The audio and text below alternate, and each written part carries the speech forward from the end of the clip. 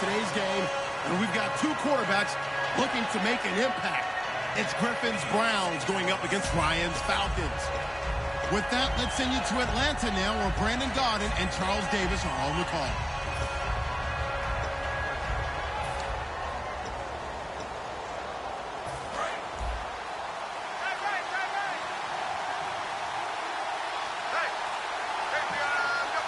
They come out here in the eye.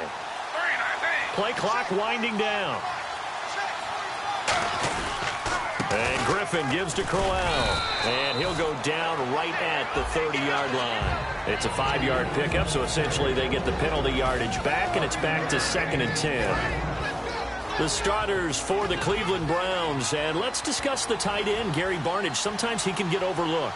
I love how he emerged in 2015. We had a scouting report on him that said he was a good blocker, dependable receiver, but no stardom at all. Had a 1,000-yard season in 2015. No longer do we have those shackles on him at all. Gary Barnidge can play. And here we go. We get to see the Falcons again on offense, a crew that last year scored 540 points, tied for 8th most all time. But my question is this: such a crushing Super Bowl loss in the offseason, does that set you back big time, or does that fuel and feed you momentum-wise going forward? It should fuel and feed you momentum-wise going forward, partner. That's exactly how it's supposed to react, and that's what you'll see in the Falcons' locker room in the entire offseason. They'll talk about finishing, unfinished business, things of that nature. But we have seen where teams have not recovered from it. Remember the Rams? They got to a Super Bowl, got beat by the Patriots, didn't get back there again. The Broncos in 2013, #1 offense, #1 scoring offense. They didn't get back in 2014, but they did in 2015. So you can recover from it. They'll run for the first time with Devontae Freeman. And when you watch Devontae Freeman run the football, you can almost close your eyes and hear him running the football, can't you? Because people just scatter. I mean, you know, when he goes through a pile, it moves in a positive direction for him. I just love how hard he plays the game. 1,000-yard season. He had 11 touchdowns last year. In March, 25 years old. So he's kind of hitting that sweet spot for a running back, isn't he? He really is. And I still remember the evaluation of him coming out of college. He does everything well, but you weren't sure he had a dominant trait. Well, wrong about that. He's dominant just about everything he does, and I think that he's going to continue to elevate his game and seek a 3rd Pro Bowl in 2017. A nice pickup there of 11 yards, and it'll move the sticks. And that run was what a lot of people call an explosive run. Gave them good yardage, solid yardage. They feel good about the whole thing, and they did it behind a 2 tight end set. It's always interesting to watch what offenses want to do with the 2 tight ends. Sometimes they line them up together for a power set. Sometimes they put one on each side of the line of scrimmage to balance things out. No matter what, though, when you see 2 tight ends on the field, your first thought is to think of run. In this case, the offense was able to run successfully. And he's able to get it down to the 2-yard line. A 5-yard gain, and now they're set up 1st and goal. Well, after that pickup of a first. And he gets in. Touchdown, Atlanta. Patrick DeMarco taking it in from 2 yards out. And the Falcons have taken the early lead. Well, if at first you don't succeed, try again. They go to the big man. Second time he gets it done. Almost as if they were feeling like he was establishing a rhythm. Give it to him again and again. And how about the end result? Finishes it off in the end zone. Touchdown. Great run and the score. That'll be taken in the end zone. And no run back here. This will be a touchback, and it comes out to the 25-yard line. And as the Cleveland Browns come back out onto the field, they'll get going again on offense here in a second. But 1-15 this last year. And it's a franchise that since moving back to Cleveland in '99 has only been to the playoffs 1 time. Hard to believe, right? Just 2 winning seasons in that time frame only 2. as well. But I think there's optimism to be had here in Cleveland. I think that the fans, it's tough for them to see it after another 1-15 season. But I think that they have a plan in place to move this franchise forward. Ownership, front office, head coach, all in lockstep together with a vision and a plan that they intend to execute. On 2nd down, here's Crowell. It'll only be a gain of a yard, and it sets up a 3rd down and 4 now. I do know from experience that when you slow down someone's running game, you're now doing the dictating on defense. And guess what? Now you're getting ready to tee off on their quarterback because they have to throw it all the time. But you still have to be alert for the draws and other plays of that nature to make sure you don't get hurt. No gain there on the play, and that's going to leave them with a 4th down. Well, a well-executed blitz, no doubt. Great job by the linebacker. Maybe the quarterback, if he could have seen that, could have audibled there. Yeah, he needed to be in a different play because that one just meshed perfectly for the defense. All the gaps were filled except for the one the offense really wanted to run through, and that was filled by a big man wanting to make a tackle. And he made a great tackle. And he's going to have a 1st down as he's brought down at the 44-yard line. Give him 14 on the play. And on 4th down, they're able to convert and move the sticks.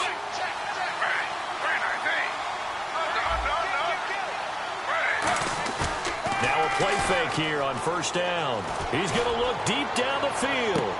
And it's intercepted. A great read, and it's picked off.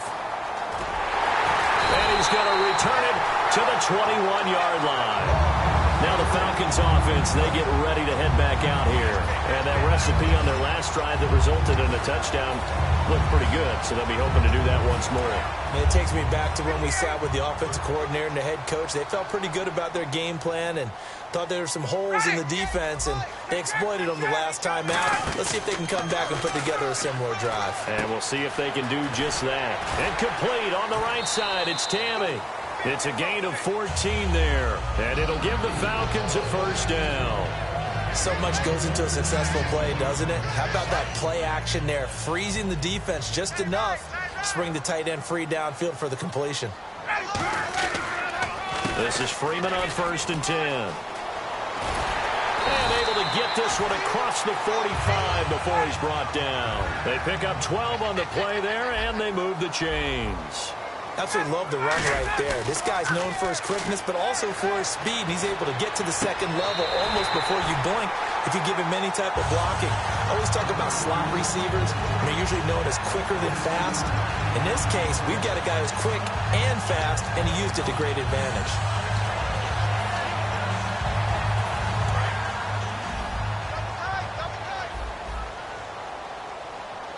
They come out here in the eye.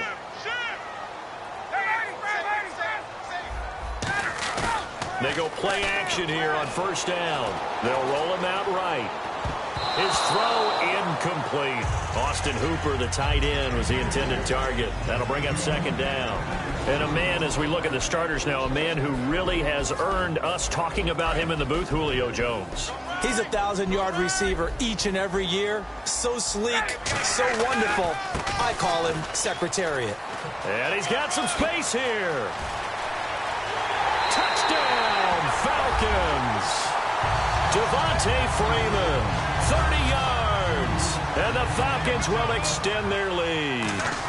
Well, partner, that was another explosive run. And one thing I've learned in our time in this game, yes, the offensive line has to get a lot of credit, but for big runs to occur, the wide receivers have to block well downfield. And then you have to have a good guy carrying the ball too, right? Oh, without a doubt. You need that difference maker lugging the rock. Now after the touchdown, it's Bosher to kick it away. That's fielded in the end zone. And last year that would have been a net gain of 5 on the return. This year he stopped where he would have been if he had taken a knee, and that's at the 25. And now Cleveland geared up to take the field. And following the interception, just any interception, are you a little bit more cautious when you start that next drive, or no, you just throw that out the window? I think you are. I don't think that there's any way you can run back out there and go, totally didn't affect me. Let's just go ahead and be loose with the football again. You're going to take care of it, but you have to be careful about being too cautious because now you can't run any offense at all. Still want to attack. We'll see how they attack him here. Andrew Hawkins has it complete. And he gets this one just shy of the 40. They'll mark him down at the 39. Some think the teams really won't throw a slant route unless you have a receiver that has a lot of stature to him. But sometimes the little guys, they get lost in there. People can't really locate them. They run that quick cut on the slant, and oftentimes they can turn it into big plays. Going underneath for Crowell. It's a gain of 6 on the play, and it'll be 2nd down. Everyone's got to be able to catch the football. Doesn't matter what position you play, but if you're on offense, be aware a ball may come your way. 2nd down and 4.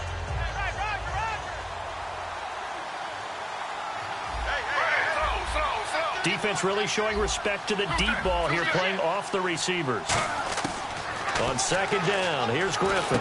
Complete here to Gary Barnidge. And he'll be brought down just shy of midfield at the 49-yard line. Just 4 yards on the pickup, but that's good enough to extend the drive.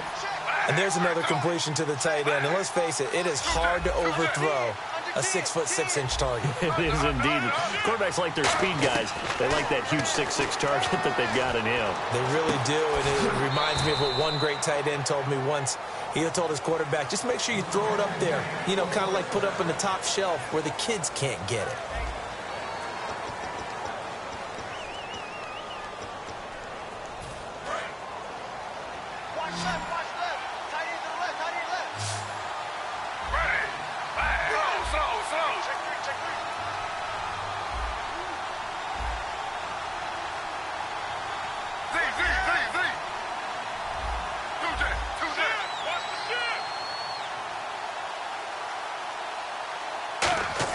On 1st and 10, it's Griffin. It's caught. It's Barnidge over the middle. And he gets this one all the way down inside the 15, just shy of the 10. Partner, it's a lot of fun watching the NFL now, isn't it? Because when the big fella runs routes, it used to be when we were kids, he'd run about 3 different routes, and that was it. Now he can run anything and catch the balls we just saw there. Griffin. He rifles one that's intercepted. A great read, and it's picked off. And a big turnover there as his guys will get the football back. Atlanta now coming out on the field. And that last touchdown drive they had very balanced. How key is that balance? It's huge because most of the time when we talk about balance is run, pass, almost 50-50. But most of the times when you talk to offensive coaches, they say balance is we do what we want when we want to. And that means that they're ahead of the defense, keeping them on their heels. Yeah, they imposed their will on that last drive. And Brandon, I think Mohamed Sanu had a nice career while he was in Cincinnati, but he really elevated 2016 in Atlanta. The most catches for himself in a single season. 59 of them, 4 touchdowns. Really a nice compliment to Julio Jones, and he was a nice compliment in Cincinnati. I don't want to say he's not a #1 receiver, but he plays that #2 slot well, doesn't he? He does, and I think it's because of his versatility. He can play in the slot. He can play out wide. They can use him as a wildcat quarterback. He has thrown passes in the NFL. In fact, going back to his days at Rutgers, I think he threw 18 passes while he was at Rutgers, so you never know what you're going to get when Mohamed Sanu has his hands on the football.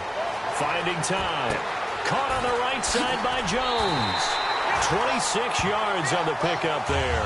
Over 1,400 yards last year for Jones. Just 6 touchdowns, but, you know, of course, he had the big 300-yard game. However, when he was blanketed with coverage, he always opens things up for other guys, doesn't he? He does, and that's what's benefited Atlanta's offense. Other guys were able to step up. In 2016, Mohamed Sanu stepped up and had his best year as a pro. Austin Hooper, as a young tight end, really developed down the stretch. And Taylor Gabriel, who had come over as a free agent from Cleveland, he really flourished. Actually led the team in touchdown catches. But there's only one Julio Jones, and you want to get the ball to him as much as possible. Freeman, the lone man in the backfield. Ryan now off the bootleg. He's going to let this one go deep. So the long attempt falls innocently to the ground, and it brings up 3rd. One of the toughest things about playing defensive back is pattern reading, trying to figure out what they're doing. And on that one, they had the fly, just sending a guy downfield with the in route accompanying it, what people call a dagger route, trying to hit the guy underneath after the clear out. In this case, though, they're not able to get it done. Yeah, they said forget the underneath route. They went for the guy on the fly, but as you said, incomplete. And yes, he found Toilolo. That one goes for 24 yards. So after that big play, let's see if they can catch their defense maybe on their heels. I'd have to say they're feeling like they are in rhythm right now. Things are in sync, aren't they? And he will fight his way into the end zone for a Falcon touchdown. Tevin Coleman taking it in from 7 yards away. And the Falcons will add on to their lead. And it is now 21-0.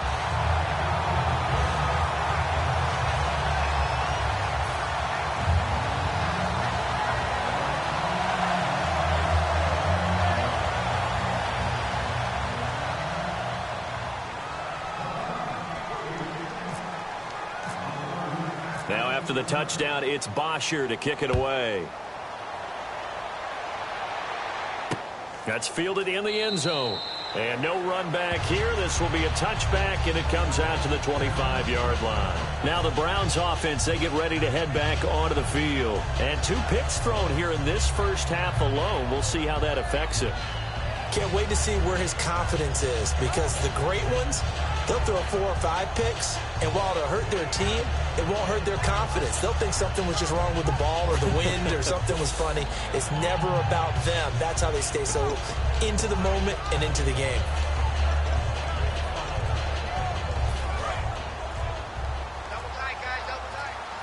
They'll need to get the play off quickly. They come up in an offset eye. They begin with a run by Crowell. And he'll wind up with about 6 up past the 30 to the 31. First play of the drive, let's give credit all around. Excellent blocking, but the guy carrying the ball, he was the finisher. A really nice run.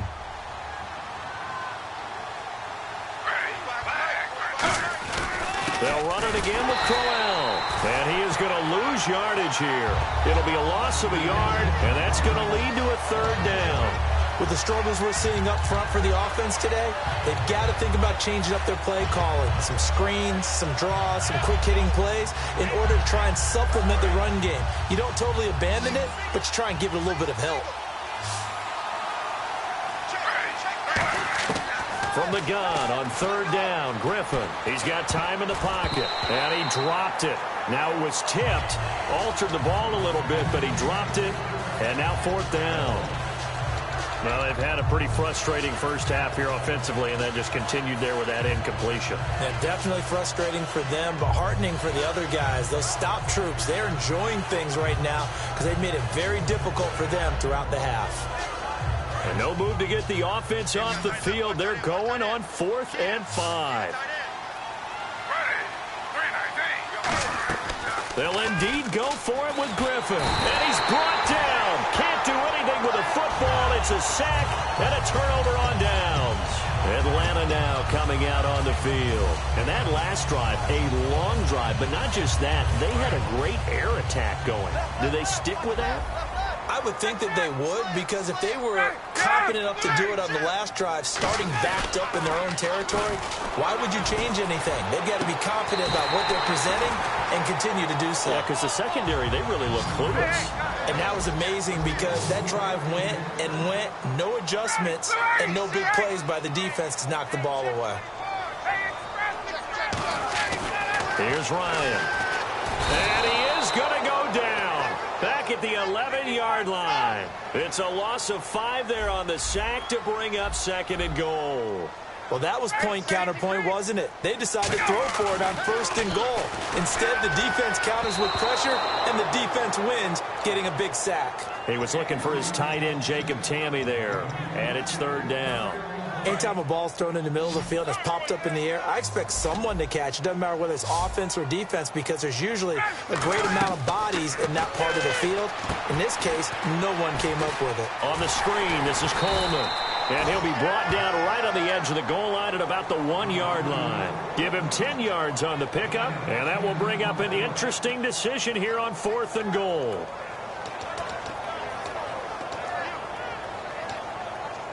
The offense is staying out there. Here we go on 4th and goal from the 1.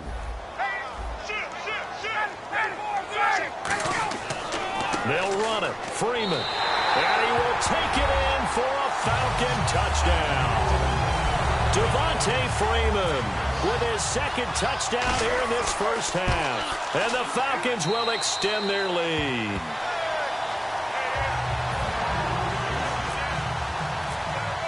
Now after the touchdown, it's Bosher to kick it away. That'll be taken in the end zone. And the decision to bring it out is going to cost him about 7 yards all told, as he's taken down back shy of the 20.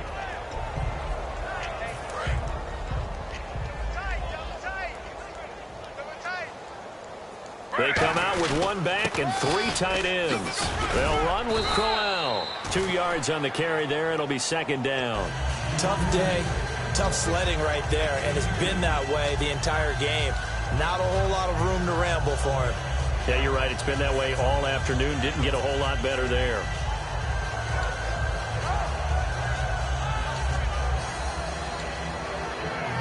And after the play on the ground, that brings up second down here.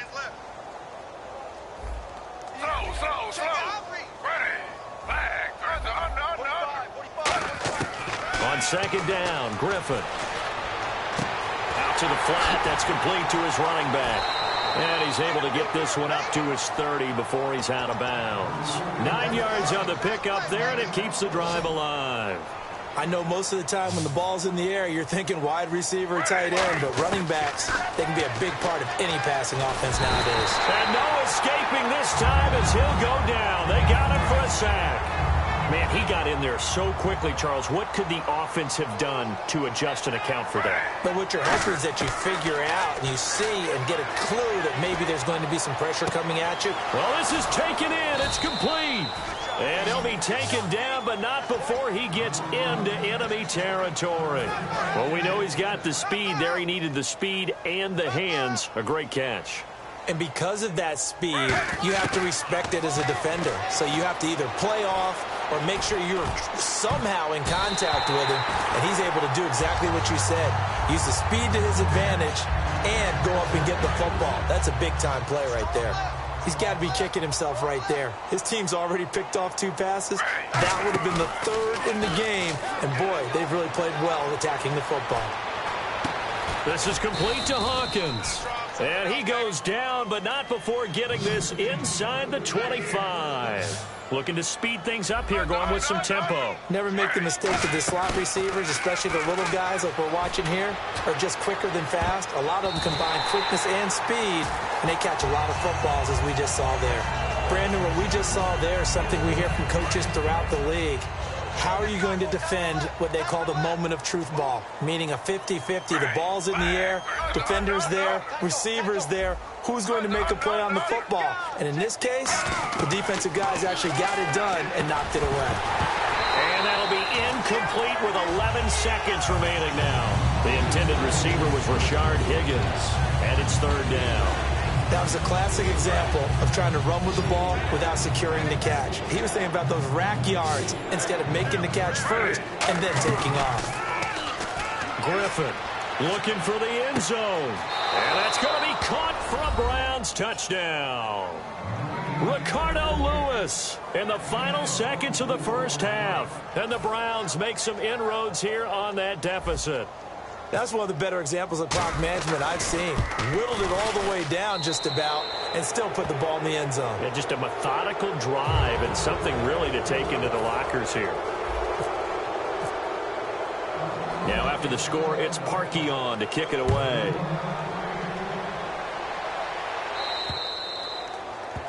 Big mistake here by the kicker, kicking it out of bounds. The one that drives coaches crazy. Keep it in the field of play and let your guys cover.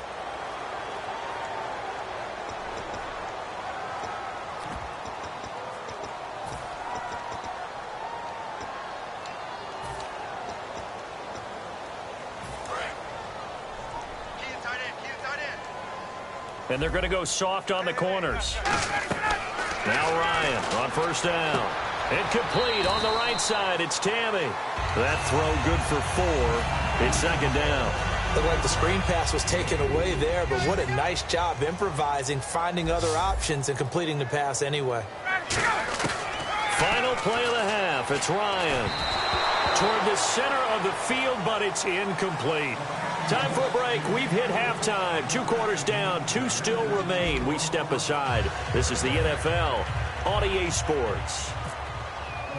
So both teams have their marching orders, and we'll get going again here in quarter number 3. And that'll carry over the back line of the end zone for a touchback. Atlanta now coming out on the field. They built a good first half lead. Now they have a chance to add on to it. And what I'm thinking is that the offensive staff spent the entire halftime just working with them on, here's what we think they're going to do to attack us in the second half. Nice first half that we've had, guys, but be prepared for some change-ups. We're going to see them when we kick it off in the second half. See how they handle any adjustments that might be made defensively. That incompletion, Charles, gives me a chance to put you on the clock real quick. NFC teams last year that did not make the playoffs that might make a push this coming year. Well, 3 that come to mind right away that we thought were going to be in 2016. Minnesota, remember the start they got off to before that didn't work out so well for them. Arizona, we thought they were into a double team, and it's intercepted. Picked off by Tremont Williams. And he's able to get it back here to the 43-yard line. A look at the offense now here coming back out on the road for their first possession of the second half. And they're going to need another score. Got one last time, but still down here.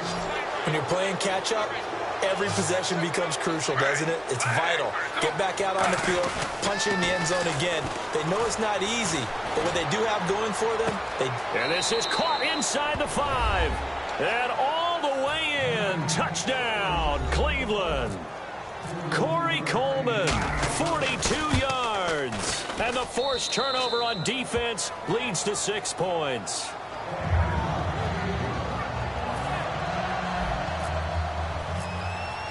Now after the score, it's Parkey on to kick it away.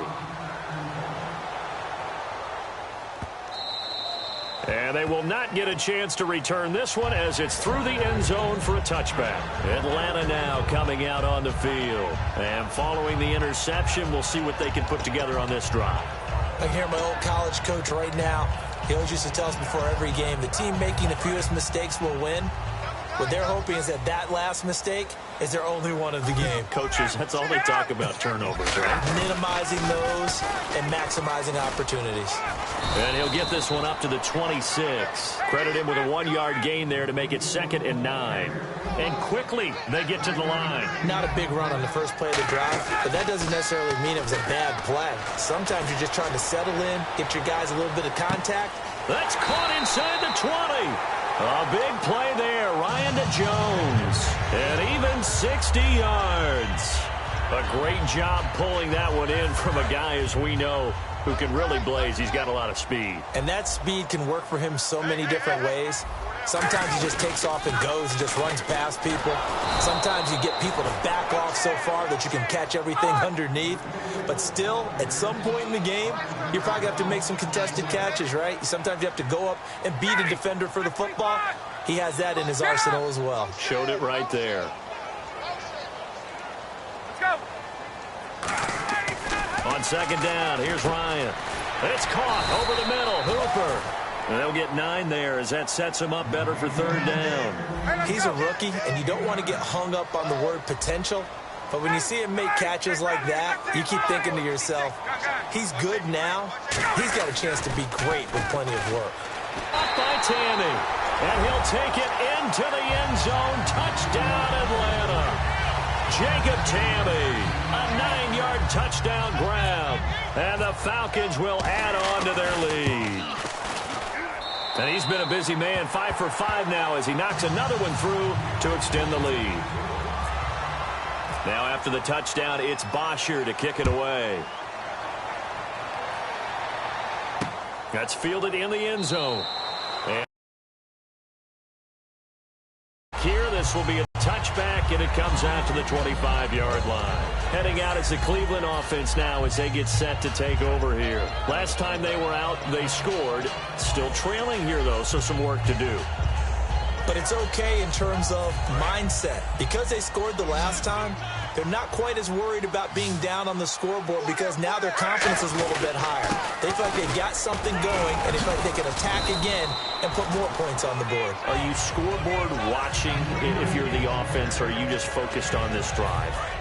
We wouldn't be telling the truth if we said that they didn't scoreboard watch. Everyone does it to some extent, but you've got to set it aside right now and just focus on this series. That'll take care of the scoreboard if they punch it into the end zone. Just a gain of a yard there, and now it'll be 3rd down. When the 4-3 defense is functioning really well, you know who stays what we call clean and no one gets to him? The guy playing the middle linebacker position, the guy we call Mike. That means the defensive front is eating up all the blocks and just let him go to the football and make a play. Griffin now to throw on third down. And he's got his man in stride, complete. And he'll be out of bounds up past the 45. And that one good for 16 yards and a first. That was a nice completion on an out route, and those types of plays are the result of arm strength by the quarterback and timing by the receiver. And he takes a shot on the release as this will be incomplete. Well, you mind if we go off topic for a second? No, let's go. I like to do that randomly. Do AFC playoff contenders for this year that didn't make it last season. Who do you have that might get in? Well, I think Cincinnati's got to be considered there. Maybe they have an offseason that's calm, and they go into this season and try and get back to the playoffs where they had been perennials. How about Denver? Yeah. Remember last year they didn't have the quarterback to start. Trevor Siemian played pretty well overall, but maybe they can get solidified there and ride that strong defense right back into the playoffs. I'm going to give you a little bit off the pace. Indianapolis cannot afford to squander Andrew Luck, one of the better young quarterbacks in the game. They've got to get back to the playoffs. And Buffalo, brand new head coach, brand new people running the ball club. Let's see if they can figure it out, because I think defensively they can be awfully strong. Second down here after the incomplete pass. They got pressure there and only rushing 3. And there's a defensive coordinator right now who is celebrating not just getting home with 3 there, but realizing if that's the type of pressure he can get in the entire game, then his pass defense is going to be excellent. You're dropping 8. Where are you going to go with the football? And that's incomplete. Andrew Hawkins, the intended receiver. And it'll bring up third down. It's always tough for the guys throwing the football when they think they've got a completion and the ball's almost there, and then someone sneaks a hand or two in and bats it away. Now play number 7 of the drive as they're looking at a 3rd and 10.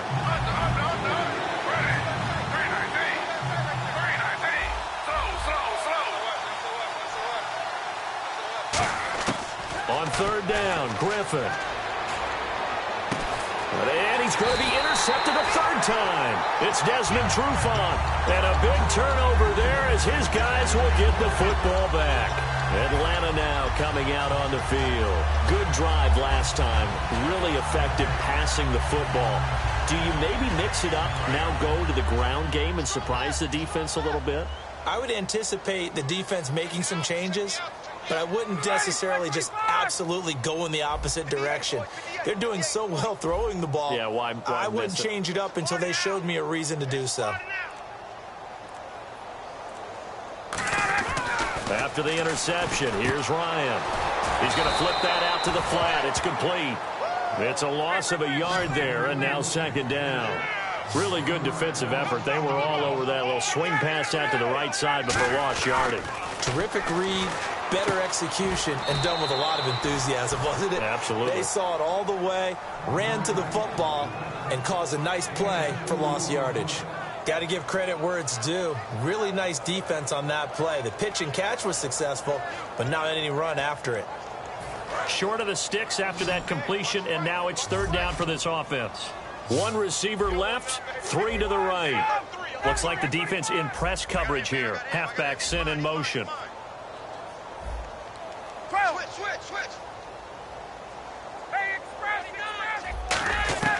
On 3rd down, Ryan.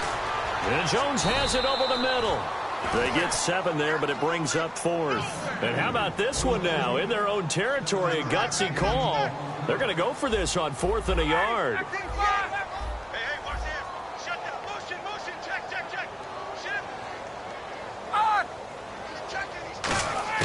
They'll indeed go for it with Ryan.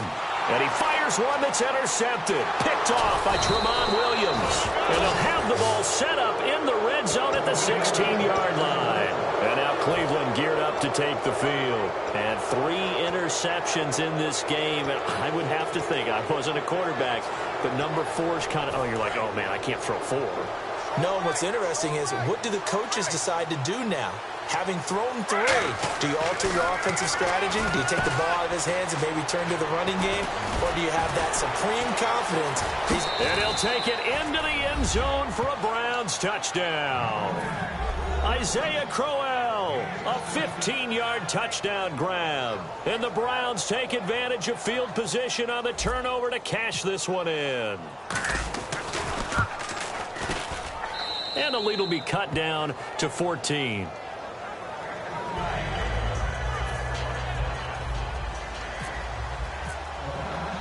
Now after the score, it's Parkey on to kick it away.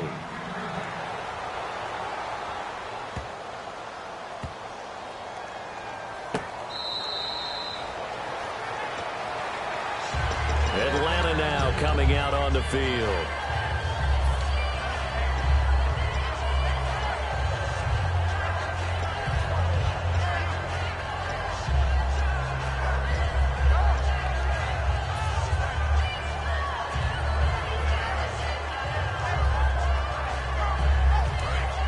Looking to jam the receivers at the line here. Press coverage look defensively.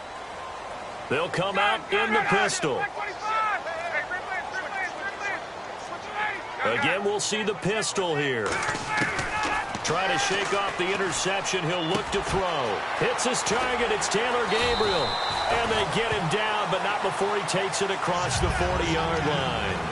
Quarterbacks love slant routes because the receivers are breaking right into their line of vision, and receivers love them as well because they're getting the ball on the move and able to catch it and try and get upfield and gain additional yardage. Another pistol look here. Ryan on the handoff. It's Freeman. And he's got it across midfield and down to about the 47-yard line. Shift together here from the D-line. And now it looks like they're going to be in the hurry-up. Now Ryan on second down. And his throw's going to be incomplete. He was trying to hit Taylor Gabriel that time. And it's 3rd and short.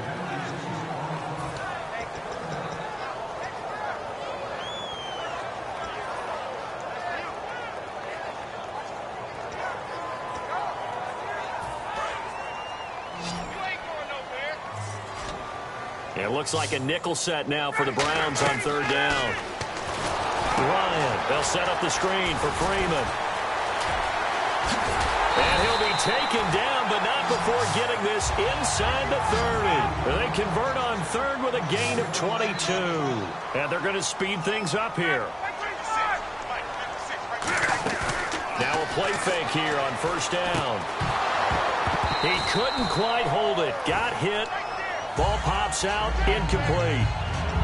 After watching him drop that slant, I can hear my old coach's voice ringing in my ears right now.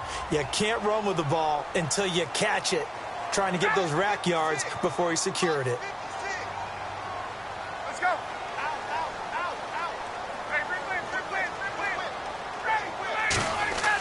A fake to Freeman. Now it's Ryan. He'll buy some time right. And he comes back with one complete. And they'll get 9 there as that sets him up better for 3rd down. It's awfully tough on a defense when he's able to move outside the pocket and still keep his eyes downfield looking for open targets. You don't know whether to attack him or lay back and try and defend the pass. Back now in Atlanta.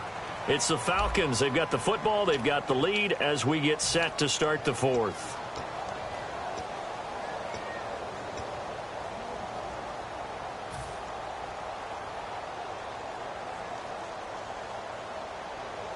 And here comes play number 6 on this drive.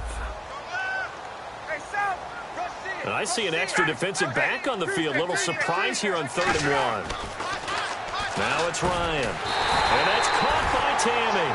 5 yards is the pickup there as that extends this drive. They're going to hurry back to the line now. And that pickup of a 1st down, that's going to leave a mark because they really needed to stop them there, didn't they? It's so frustrating. Defensively, you're a play away from getting that football back here down late. Tough. Now they've got to find a way to create a turnover or a takeaway. Otherwise, this one will probably get away from them. And that is incomplete.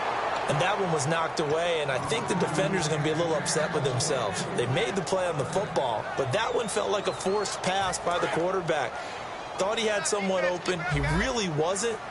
Maybe an example of having too much confidence in his receiver that no matter what, I'm going to throw it to him. And that was a play made by the defense, and it could have been a bigger one. And on 3rd down, a nickel formation here defensively. Now Ryan being chased out left. And the stop will come inside the 5 at the 4. The offense staying out. They're going to go on 4th and 2. Get up!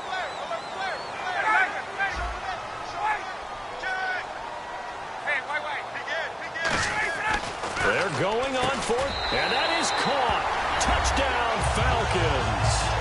Taylor Gabriel from 3 yards out, and the Falcons will extend their lead. They were still throwing with a comfortable lead here late, and now that lead even more comfortable. And your first thought is there bad blood that went into this one ahead of time, that maybe they're seeking some revenge or they just don't like them? But the other thing that always hits me is, are they worried about playoff positioning? Right? Are they worried about, do you need enough points in case there's a tiebreaker that comes into play later? Now after the touchdown, it's Bosher to kick it away. That'll be taken in the end zone. And he'll elect not to return this one, so they'll bring it out to the 25 on the touchback. And now the Browns offense trots back onto the field. And they're hoping to capture some of that magic they had last time out when they were able to put together a scoring drive. But they're still down here, Charles. Not the major concern, though, because of what you talked about. They scored the last. I feel like their game plan is now in effect. They know how to attack and what plays they want to put together. But they've got to keep it moving in the right direction because, as you did note, they are down on the scoreboard.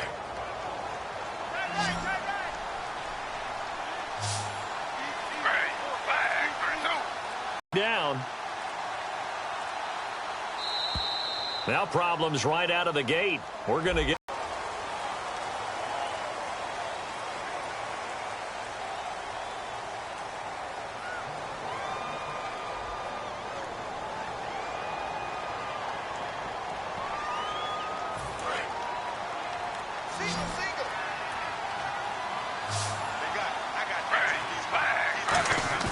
They go play action here on first down. Oh, he dropped it. And that's pretty indicative of the way this one's gone. We know it's not an easy job to go out and catch passes when people are trying to tackle you and knock the ball away. But the bottom line is, that's a pass he's got to have and a pass he should have caught. So the defense has put them in a tough spot. It's 2nd and long. A fake to Crowell. Now it's Griffin.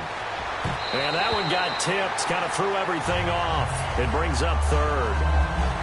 Well, we're not playing 3 yards in a cloud of dust football anymore. I kind of get why those old school coaches sometimes didn't want to throw the football.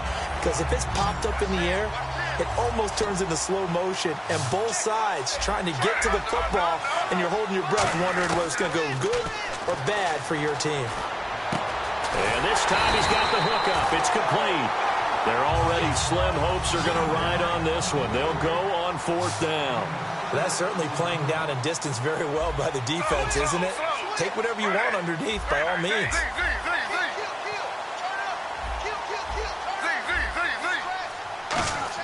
Here we go. It's Griffin on 4th down. He finds Coleman. And he's got the first before he's brought down at the 39-yard line. I remember in pregame when we were talking to him on the field, and he took his gloves off and showed us his fingers. A few misshapen ones in there, and now we know why, trying to catch those types of bullets. That was a dart. Yeah, even for a talented receiver, those are tough to hang on to. They'll get 4 there out of the screen, and it's 2nd down. So many things have to come together just right for a screen pass to break for big yardage. The blocking, the timing of the pass to the runner, everything has to fit together just right. But on that play, the defense was able to disrupt things and hold it to a short game. And the Falcons get there. The Falcons get the sack. Down he goes. That winds up pushing him back 11 yards on the sack. And that'll bring up 3rd. And no press coverage here. They are backing off in the secondary. They'll send a receiver here in motion right. 3rd and long. It's Griffin. This is complete to Hawkins. They get only 4 that time as that leads us to a 4th down. They didn't get the first down, but I have to say I do like the call. I like what they were trying to do. Try and hit your receiver on the run and see if he can pick it up. Keep it on his feet, get a little rack yardage. Yeah, but a nice job defensively to get to him and keep him short of the first. Got to try it here. He's back to throw. Incomplete. Boy, it looked like he had it and dropped it. And the Falcons will take control of the football in great field position. And they'll start this drive with very good field position.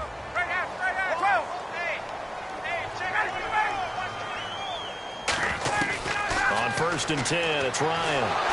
Ryan hit, and he lost the football. On plays like this, when the ball comes free, it's often unusual for the team that lost it to get it back because this is the quarterback. The ball gets away from him. Everyone else is trying to execute what they're supposed to do on offense. They're usually looking in the other direction, downfield, or have moved away from him. In this case, though, a teammate is able to come up with the ball. Connects with Sanu right side. And he'll go down here at the 35-yard line. They get 16 out of that one, but they'll still need to convert on third. And it looks like we've got a dime set here defensively. 6 DBs in the game. On third down, Ryan. And no escaping this time as he'll go down. They got him for a sack. Looks like the offense is going to take another shot here. They're going on 4th and 13. They're going on 4th down. It's Ryan.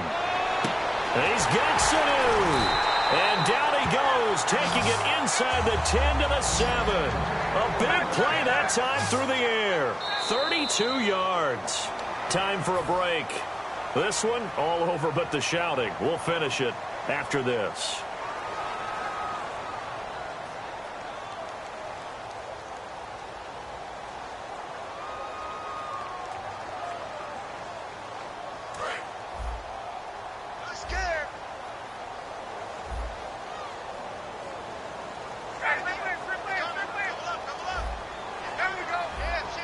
Freeman, the lone man in the backfield. He's going to get the football. And they'll be driven back here, losing yardage to the 9. That's going to go as a loss of a yard, and it'll be 2nd down. And now they're in the hurry-up. Ryan wants to throw it. And he's going to be intercepted a 3rd time. A great read, and it's picked off.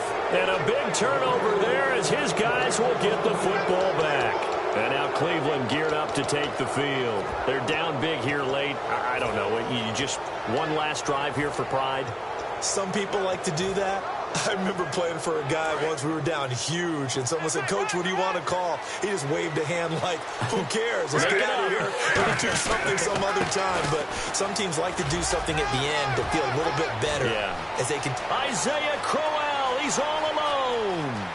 30, the 20, 10, 5, and all the way in. Touchdown, Cleveland. Isaiah Crowell, 94 yards. And the Browns get a score closer. And that run massively increased his production in this game, and now he's over 100 yards. And break out your calculator, partner, because his yards per carry went up significantly, right? Big-time jaunt all the way to the end zone. Now after the score, it's Parkey on to kick it away. That's fielded in the end zone. And he will be brought down here at about the 17-yard line. Atlanta now coming out on the field. And with 3 interceptions thrown already, we'll see. Do they rely more on the ground game here? They may have to change things offensively to try and settle things down, not just for the guy throwing the ball, but for the rest of the offensive unit, because their confidence has to be shaken a little bit. And you just wonder, is the backup going to start to warm up a little bit over on the sideline? And he fumbled it. It's on the ground. And the defense not able to get it. From a defensive perspective, what's that moment like when you realize the ball is loose? It is a moment where all concentration goes right to the football. This is something you've talked about in all your preparation for the game. You probably talked about this training camp. Knock the ball free, take it away from the other team, and now you have that chance. It's a little bit of deflation when they end up recovering it. They knocked it free, but couldn't take it away. Let's see what they go to here on 3rd down and 6.